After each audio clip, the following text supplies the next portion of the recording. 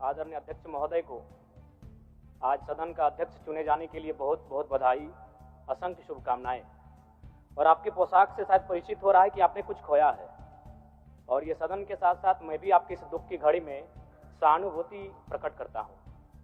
अध्यक्ष महोदय, तमाम विपक्ष के साथियों ने विशेष बात को रखा कि जो सरकार होती है संभवतः उनसे अगर कुछ त्रुटि हो भी जाती है तो उसके बचाव में खड़ी अपने आप को पाती है।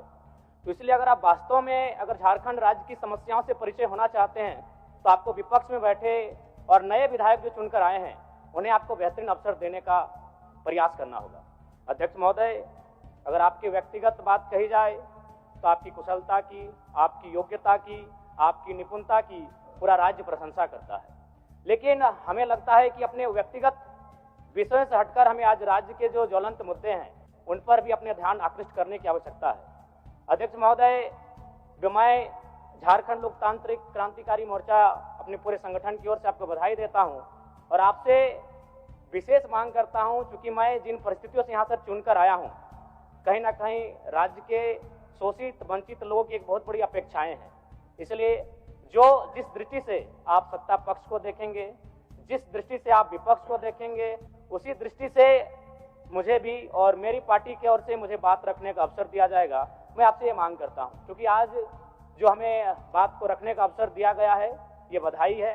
मैं आपको पुनः बधाई देने के साथ साथ बस मैं ये कहना चाहूँगा, चूँकि मैं एक छात्र के नाते इस विधानसभा में आया हूँ, छात्र की गलियों से, छात्र आंदोलन से मैं पहचान बनाकर आया हूँ, और मैं आपके माध्यम से सरकार तक ये संदेश देना चाहूँगा। अभी सीरियल के मामले को लेकर झारखंड के लाखों अभ्यर्थी सड़कों पर हैं। आप सदन से बाहर एक बार उनसे मिलें, वो आपके ही बच्चे हैं, इस राज्य के बच्चे हैं, और आप उनको संतुष्ट करें, आप उनसे मिलें, उनसे बातचीत करें और इस समस्या का निदान करने का प्रयास करें। और चूंकि मैं एक विधानसभा से भी आता हूं, तो मैं आपको अपने विधानसभा के संदर्भ में ये कहना चाहूँगा, मेरा विधानसभा जो कि परासनाथ की तराइयों में आता है, वहाँ जो लोगों की समस्याएं हैं वह मूलतः शिक्षा और प्रवास को लेकर हैं। तो आपसे हमारी मांग होगी कि वहाँ शैक्षणिक हब में हमारे विधानसभा को तब्दील किया जाए, और साथ ही जो प्रवास की समस्या है, मैं इसलिए इस विषय को कहूँगा, मैं थोड़ा समय लेकर, कि आज देखिए इस सदन की बात करें तो कहीं ना कहीं हम लोग एक परिवार हैं और परिवार के नाते आज इस सदन में बैठे हैं। लेकिन मैं जिस विधानसभा क्षेत्र से आता हूँ उसके आसपास के विधानसभा क्षेत्रों की एक घटना है। अभी कैमरून में 45 मजदूर फंसे हैं, तो मैं सदन बधाई के बीच में आपका ध्यान आकृष्ट करना चाहूँगा। ये गंभीर विषय है और वे रोते रोते टेलीफोन किए हुए थे कि उनको पानी की, केवल पानी पीकर वो कई दिनों से अपना दिनचर्या को काट रहे हैं। तो मैं आपसे चाहूँगा कि इस विषय को गंभीरता पूर्वक लें और उस दिशा में आगे बढ़ें, और इस राज्य का 24 वर्षों का ये राज्य, उस राज्य को हम लोग आगे कैसे लेकर जाएं, हमारी क्या भूमिका होगी,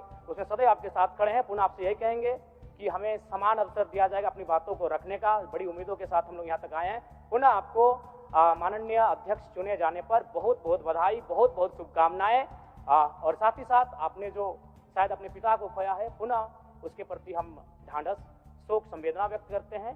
धन्यवाद। जोहार। झारखंड के तमाम शहीदों को नमन, वंदन। जय झारखंड, जोहार झारखंड। माननीय मुख्यमंत्री जी, माननीय मंत्रीगण, सभी दलों के माननीय नेतागण, सभी माननीय सदस्यगण, मुझे सर्वसम्मति से पुनः इस सदन के अध्यक्ष के रूप में दायित्व निर्वहन करने का अवसर प्रदान किया।